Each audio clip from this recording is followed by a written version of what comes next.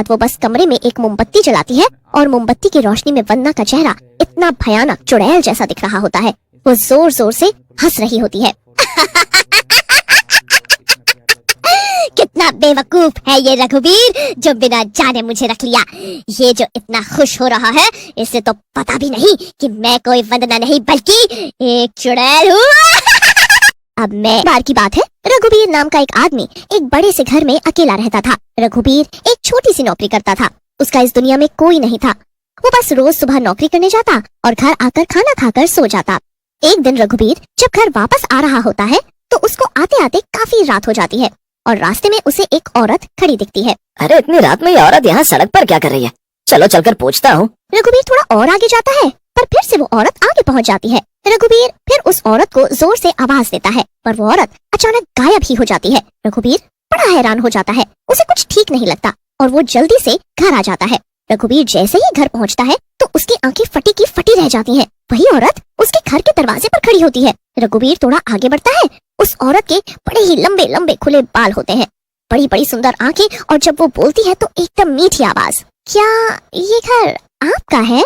हाँ हाँ, मेरा घर पर आपको मेरे रास्ते में देखा था, फिर आप अचानक ही गायब हो गई। जी नहीं, बस वो अचानक वहाँ से चली गई थी क्योंकि वो रात बहुत हो रही थी और आप मेरी तरफ आ रहे थे तो मैं डर गई और वहाँ से फटाफट भागी। अच्छा तो ये बात थी, पर मैं ऐसा आदमी नहीं हूँ तो मुझ पर पूरा भरोसा कर सकती हो।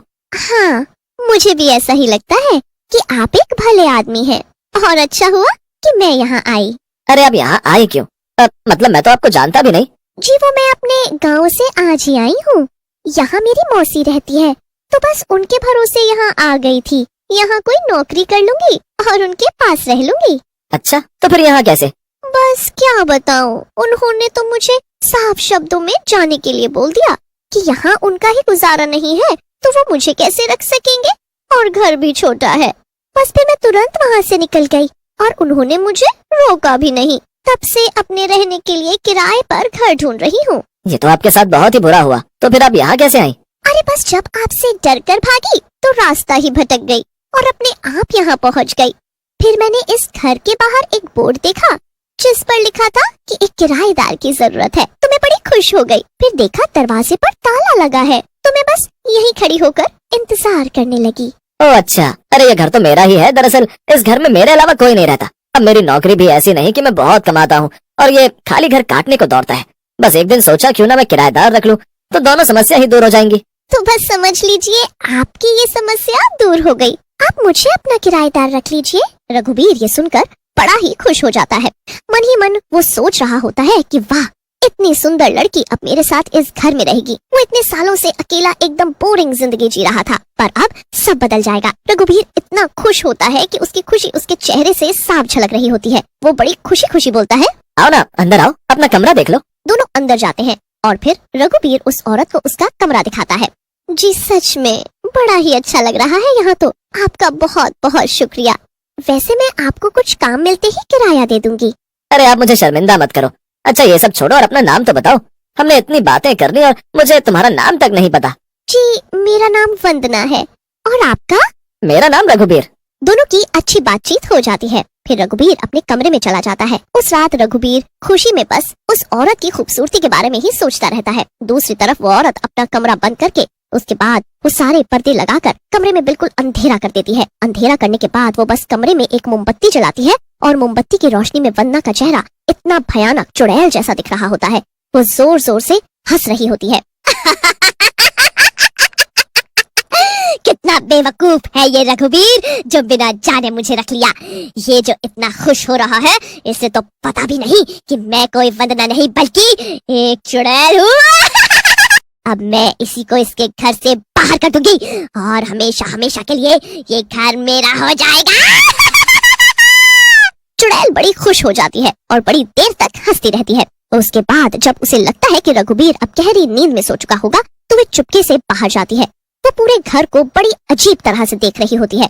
फिर चुड़ैल एक आखिर के कमरे की तरफ जाती है जो उस घर का सबसे बड़ा और सुंदर कमरा होता है पर उसमें ताला लगा होता है। इस आदमी ने इस कमरे में ताला क्यों लगा रखा है?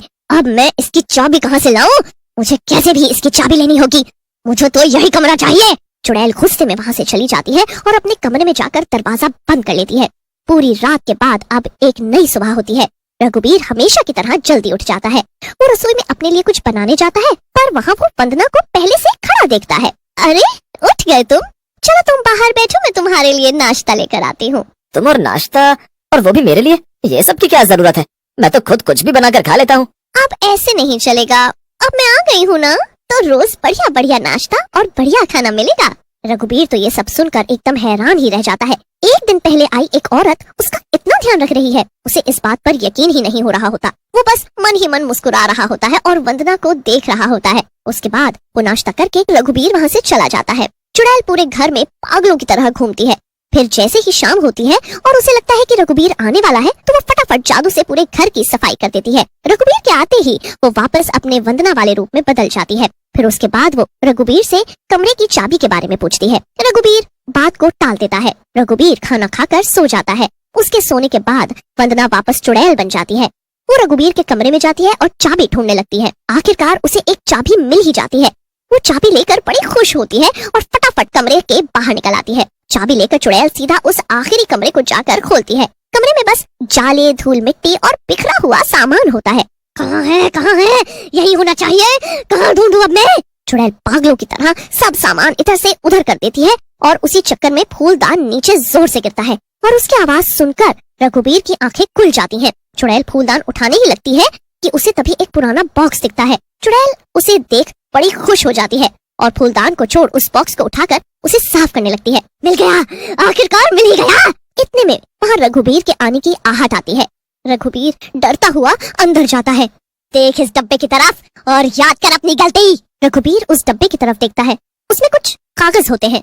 हाँ, इस मकान के, जो मेरे बाबूजी का था और तेरे बाबूजी ने हड़प लिया था। उसके बाद उन्होंने हमारे परिवार को घर से निकाल दिया। हम सड़क पे आ गए और इतने बुरे दिन देखे कि आत्महत्या करनी पड़ी। रघुबीर को सब समझ आ जाता है। अपनी सारी गलतियां याद आ जाती हैं। वो चुड़ैल के आगे खूब गिड़गिड़ाता है, पर चुड़ैल एक नहीं सुनती। सारी काली जादू की शक्तियों का इस्तेमाल करके वो रघुबीर को उन्हीं के घर के कागजों के साथ उसी डिब्बे में हमेशा के लिए बंद कर देती है। चुड़ैल जोर जोर से हंसती रहती है। चुड़ैल उस डिब्बे को रघुबीर के कमरे में रखकर बाहर से ताला मार देती है। उसके बाद वो हमेशा हमेशा के लिए वहीं कैद रह जाता है।